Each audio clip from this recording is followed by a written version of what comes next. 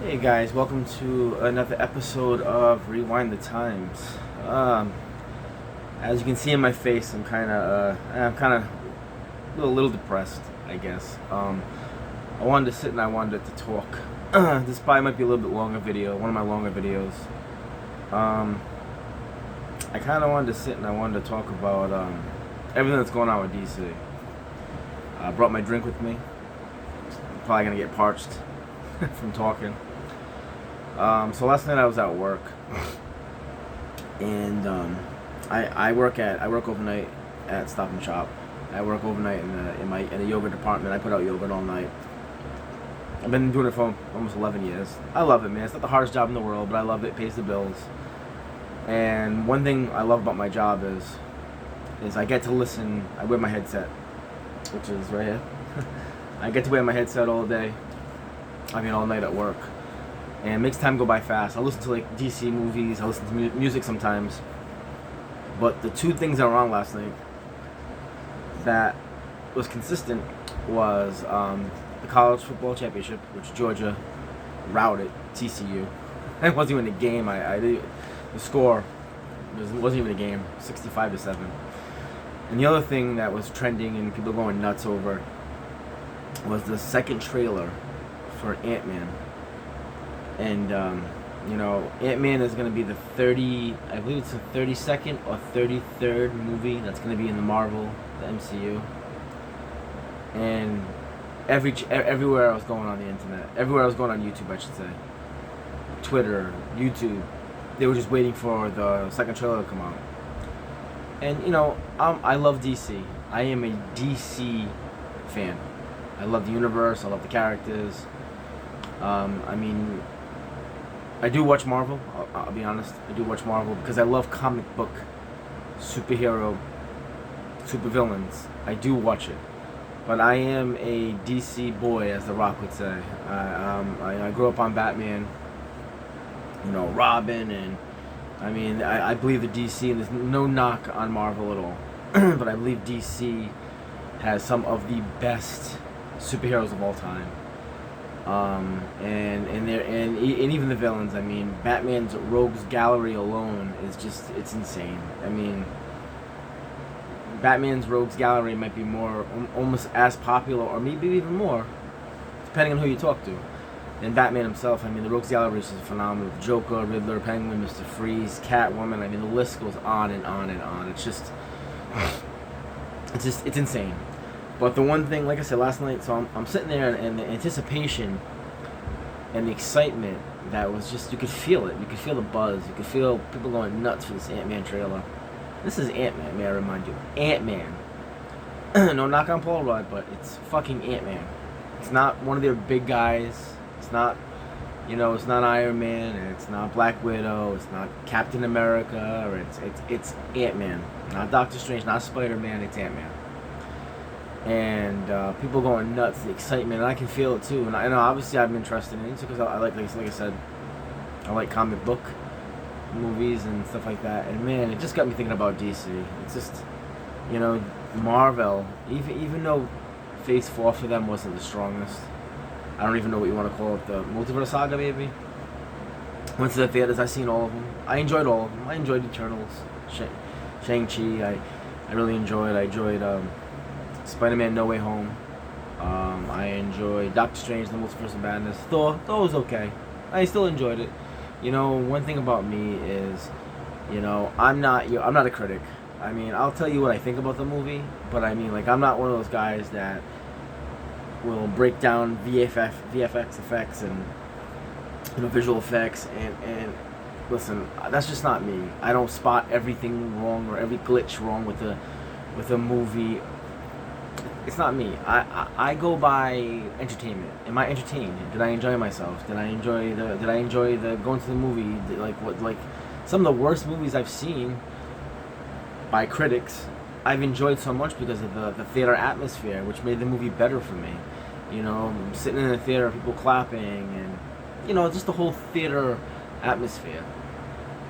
And man, I watched the trailer, and it was an awesome trailer. It was an awesome trailer.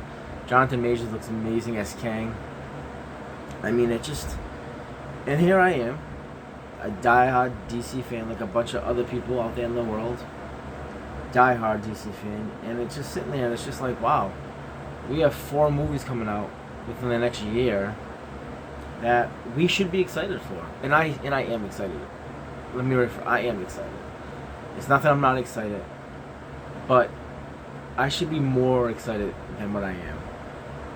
Shazam's coming out. You know, we just had Black Adam come out, and that's one thing. That's the thing I want to talk about real quick before I go on to the other movies. People keep talking about how Black Adam was a flop, and Black Adam was this, and Black Adam was that. First of all, Black Adam, I thought the story was decent. I thought it was a decent story. Black Adam is a part-time villain to a bottom of the top 10 list of superheroes. I mean, he's Shazam. When you talk about superheroes, no knock on Shazam if he is anybody's favorite character, or in the top 3, or even in their top 4. But he's really not in anybody's top 5. I mean, he's really not. I mean, I talk to a lot of DC fans. I'm in a lot of DC communities. I have a lot of friends that are DC fans. Obviously, I'm a DC fan. I mean, he's not even in the top 10. He's in the top 10, or sometimes he's just in the top 15. But Black Adam is a part-time, if you read the comics and stuff, he's a part-time villain. He's the arch enemy to Shazam, who is a bottom half of a top 10 in the top 10 list of a superhero.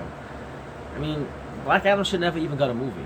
I mean, if you really think about it, and I am so grateful we got the movie. Don't get me wrong. That's not what I mean. What I mean is, like, when companies are sitting around thinking movies, they're not thinking about, oh, hey, you know, we gotta do a Black Adam movie. You know, hey, it's a part-time guy it's a part-time villain to a bottom half of the tier, if you want to say, superhero. And The Rock brought that character to life. And not only did he bring it to life, he introduced 4 more other superheroes: Dr. Fate, Hawkman, Cyclone, and Atom Smasher. I mean, that movie had a lot going for it. It really did. It had a lot good going for it. And Sabak, who is a villain to Shazam, they put that into the movie, so Black Adam could show the anti-hero side of him, which I understand completely. It's a movie, I get it. That movie was so entertaining. Like, you cannot not watch Black Adam and say that movie was not entertaining, because it was literally non-stop. It was like being on a roller coaster. You know, some turns were better, but the ride was always going, and that's what Black Adam was. Black Adam was always entertaining, but some scenes were just more entertaining than others. And the movie made $393 million. Matter of fact, it's still in 178 theaters. I check Box Office Mojo all the time. It made more. Yes, the budget was high. It was. It just really was. It just was a high budget. It was between 190 to 260 million. Granted, it made 392.9 million. So if you think about it, it actually made $393 million. The first Shazam made 366. So Shazam, who is the main superhero, his part-time nemesis made more than him. And I like Shazam. Shazam is a very good movie, but if I had to sit down and I had to choose out of Shazam, and I had to choose out of Black Adam, I'm actually going to choose Black Adam. I thought it was more entertaining than the first Shazam. Now, I can't say nothing about Shazam Fury of the Gods. I have not seen it yet. I'm very excited to see it. Should be more excited than I am. I'll get back to that. But I hate when people say Black Adam failed. It did not fail. It did not fail. And then Rock also brought back Superman, Henry Cavill. Oh man, which when I watch that movie, and I watch it a lot because I love Black Adam. I love the movie. When I watch the movie and I see the ending, I hate what if in life. I hate what if. I hate saying what if. I hate untapped potential. I hate all those things. And when I see the ending of that movie, it crushes my heart. It really does.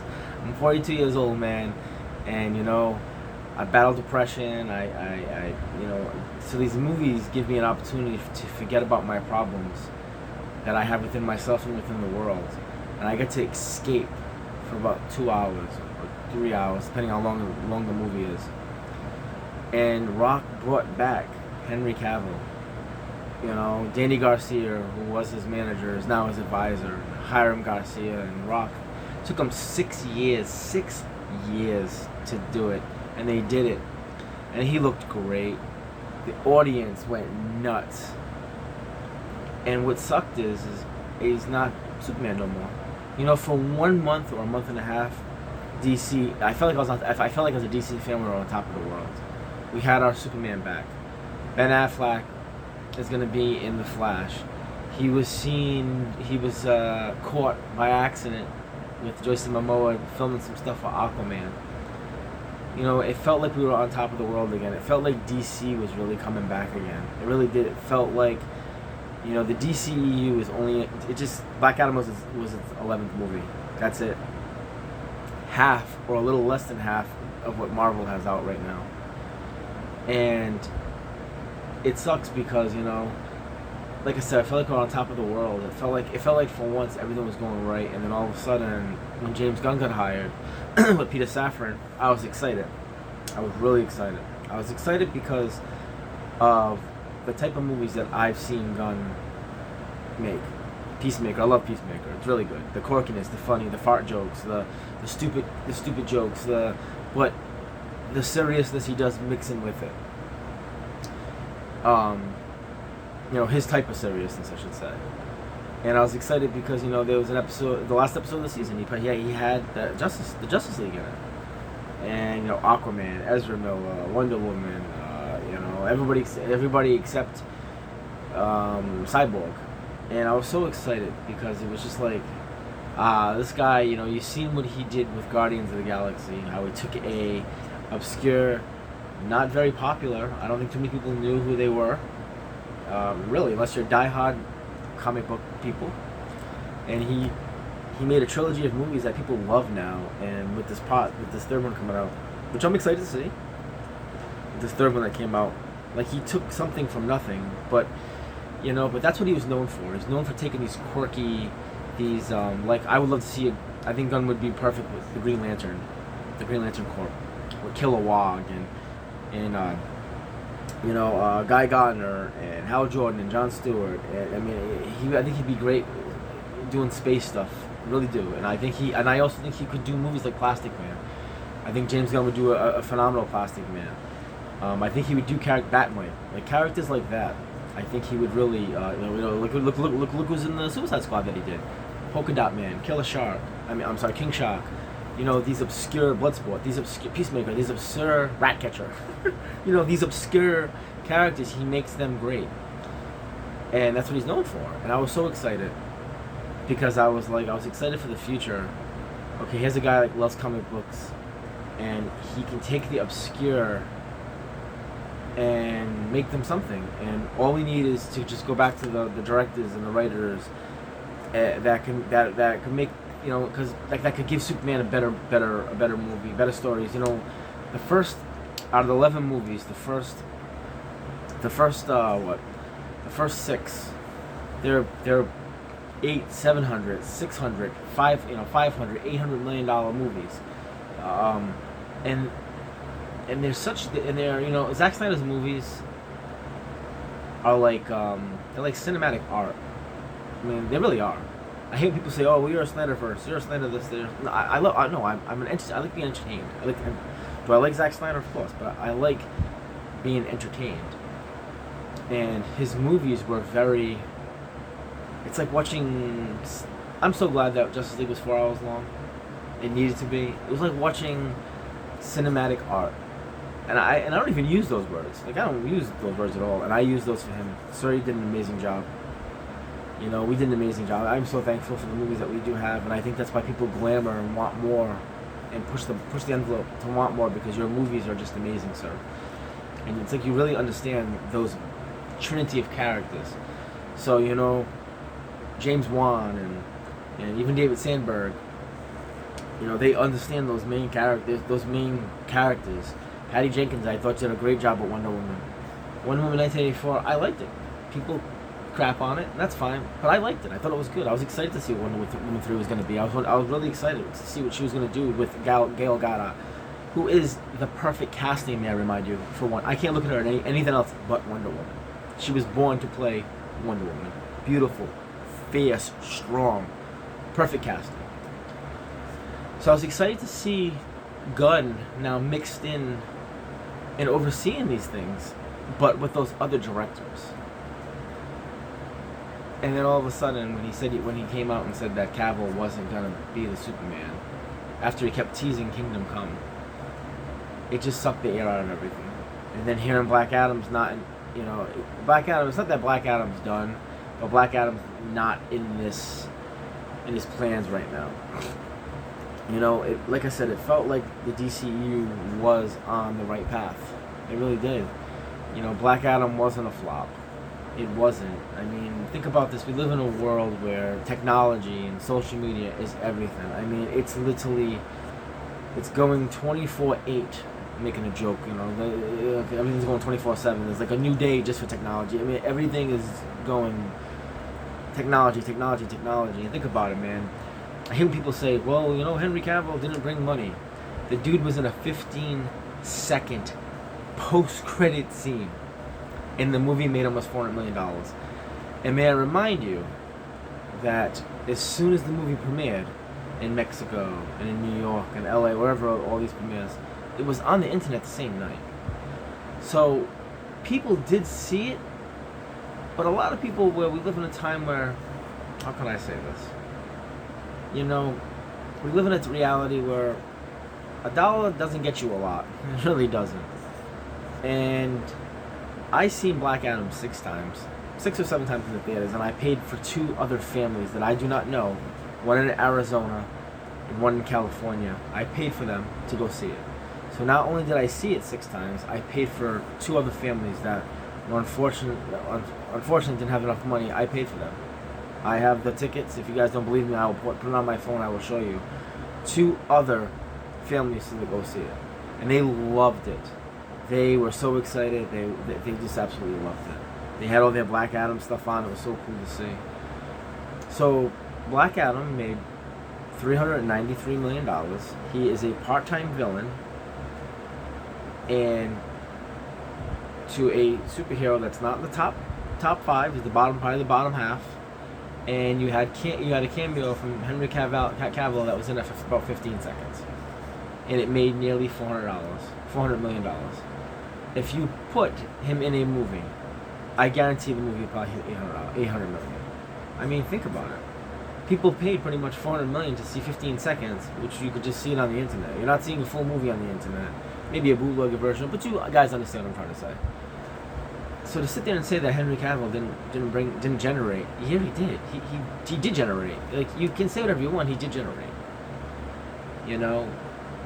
And it sucks, man, because as DC fans, we have 4 movies that have come out this year. Shazam! Fury of the Gods, March 17th. The Flash, so excited to see this. June 16th. Blue Beetle, August 18th. Cannot wait to see that one. And then Aquaman and the Lost Kingdom on Christmas.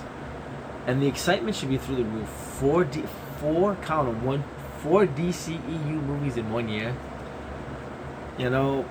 Marvel is constantly putting out product. So you're constantly seeing movies. It keeps the audience enlightened. They never let their audience sway too far away from the product. And that's the problem with the DC, with the DCEU, or the DC universe, whatever you want to call it. Their movies are so far and few in between, because they're only going on number 12, which is going to be Shazam, that they literally, it's like Marvel's pumping out 2 or 3 movies a year, and DC's pumping out one every year and a half. I mean, I don't care how much you love DC. I love DC, but you need to keep your audience around, and you kind of are not. You kind of, it's like you're kind of like letting them taste other foods instead of constantly giving them food from your restaurant to keep them there. You're letting them taste other restaurants, and you're not saying, hey, come back. You're like, hey, come back in a year, because then we'll have a new plate of food. Like, you guys understand what I'm trying to say? That's where they failed. We didn't fail. We didn't fail as fans. They failed us, and it sucks because we should be so excited. But I am excited, but it's not where it should be, because I don't know what's gonna happen. You know, I don't know what's gonna happen after Aquaman and the Lost Kingdom. I have no clue, because Gunn's gonna let out a slate. He's supposed to tell you his next slate of movies that are coming out at the end of sometime this month. Could be right now while I'm talking. It could be next week. Whatever it's gonna be, but it's gonna be before the end of this month. And you know what? In reality, you know, we're a universe where we're thirsty for product, and we're probably not gonna see that movie till 2025. Because by the time it takes about a year to film a movie, right? 6 months, 7 months. They go through all the production, the VFX, all that stuff. So unless they start filming right now, we're not gonna see a movie till 2025. Do you know what's coming out in 2025? Kang Dynasty, Secret Wars. Yeah, that's what's coming out in 2025, and we're rebooting a whole new universe, and we're rebooting it, and we have to fall in love with all these characters, which we may not. You know, the DC fans are already at war with each other. You have your Snyder fans, and I'm part of it. And then you have your people that are so excited to see this Gunn reboot. But has anybody ever stopped and thought the DC plan is supposed to be, David Zaslav said 10 years, right? 10-year plan. But the contract for Gunn is only 4. And he has to hit with these movies. And what is a successful hit with them? Is it 800 million? Is it 500 million? Is it, some people say that Shazam was a successful movie. The budget was 80 million to 100, but it made 366 million. They say it's successful. You know, it's like, okay, well, if that's successful, what happens if the Superman that comes out doesn't make 500? Is the DC already going to fall apart? Are they going to reboot it for a third time? They shouldn't be rebooting anything. What they should be doing is keep the actors. This is what I would have done. This is just my opinion. It's all my personal opinion. Let me get a drink real quick, guys. I'm doing a lot of talking. This is all live, so I don't edit nothing. So what you see is what you get. Hope that's okay.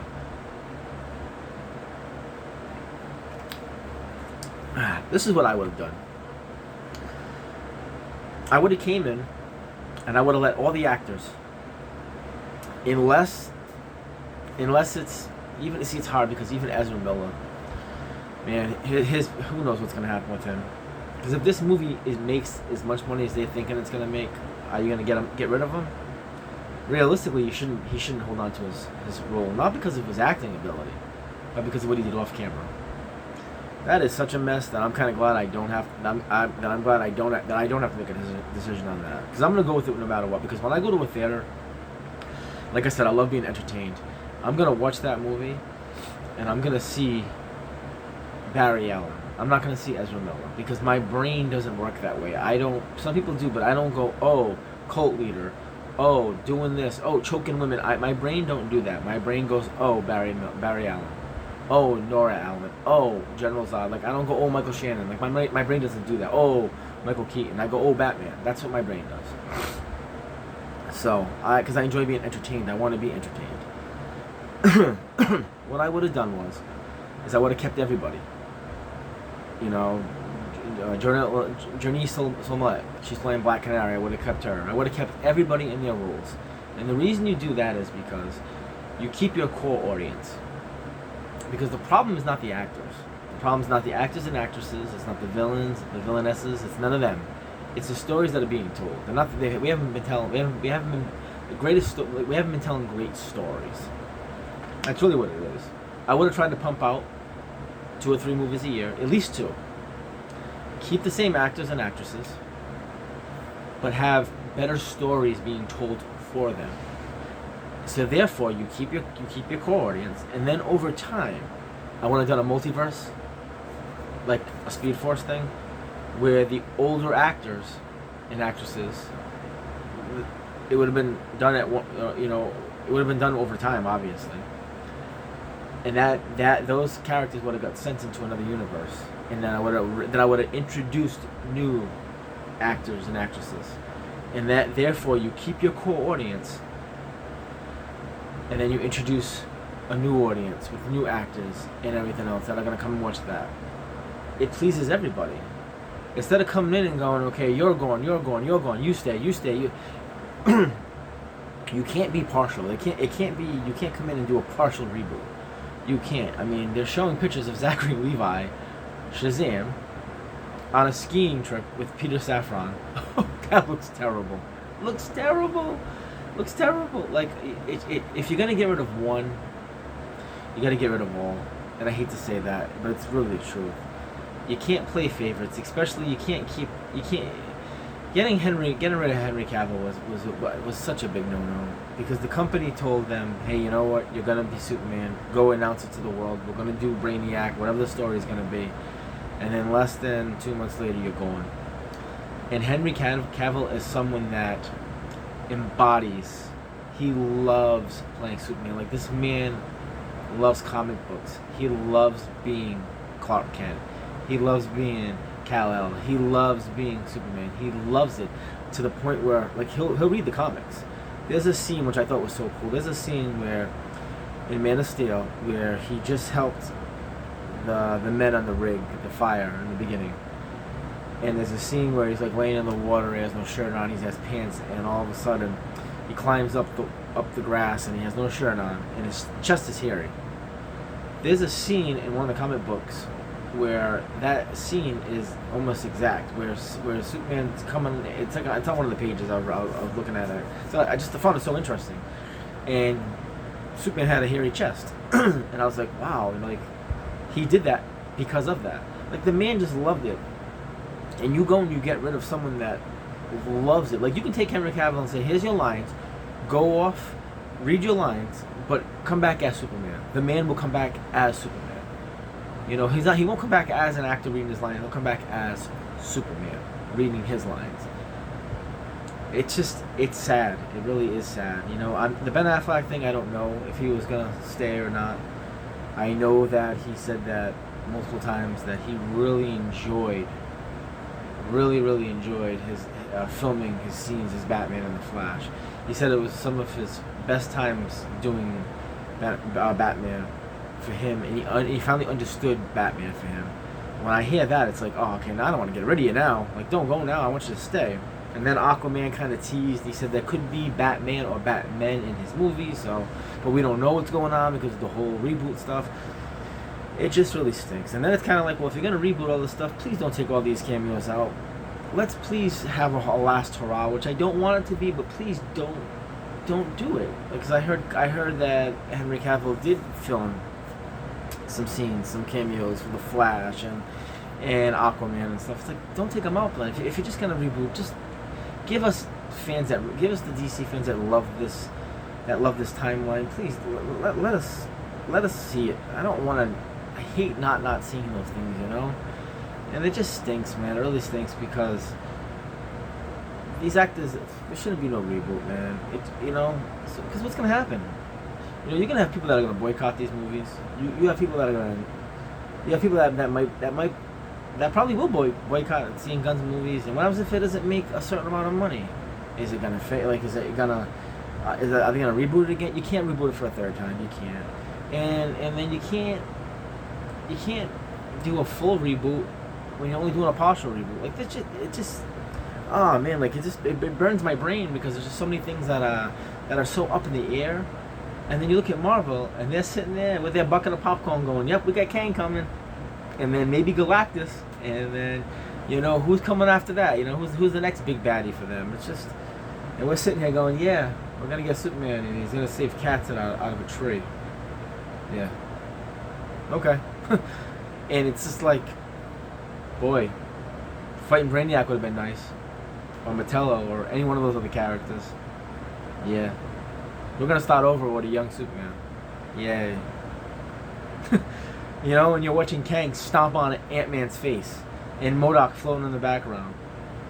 and they're in the quantum level, quantum whatever, and we're sitting here going, yeah, our who we love as Gail Goddard, who we love as Wonder Woman, Gail Goddard, yeah, she's leaving, and Henry Cavill's not coming back right now, and what's going on over there, MCU? You having Daredevil? Oh, and you guys are having I'm sorry, you're doing a Daredevil show, and who's coming back? Charlie Cox. Oh, why? Because the fans love him. Oh, Marvel, you listen to your fans? Oh, and it's just so depressing. It's so depressing. It's so depressing because Kevin Feige listens to the fans, and James Gunn, who comes from the Marvel family, didn't listen to the fans. Like, I don't know. It blows my mind. It blows my mind. It makes me upset. It hurts. It's sad. It sucks. It sucks. It's just like, dude, you came from that fan base. You came from being around Kevin Feige and seeing how he ran things. What is it? Vincent D'Onofrio, you're coming back as, with Fisk. Oh wow, yeah, happy for you guys. Yeah, we're gonna get Superman working at the Daily Planet, which I know it's a story, but we've already seen it so many times. Yay. Oh, and he's gonna be a younger one. Henry Cavill is 38 and he looks like he's 28. Yay. Yeah, okay. It's just, it hurts, man. It hurts, it sucks, it's sad. I just wanted to come on here and I want to talk about it, guys. My words, hopefully they resonate with some of you guys. Maybe they weren't. Maybe you're like, hey Mike, shut up. The reboot's gonna be the best thing ever. I just don't. Mike, I don't know, man. I'm an empath. I don't know if people know what empath means. This is actually talking about my personal life. I'm an empath.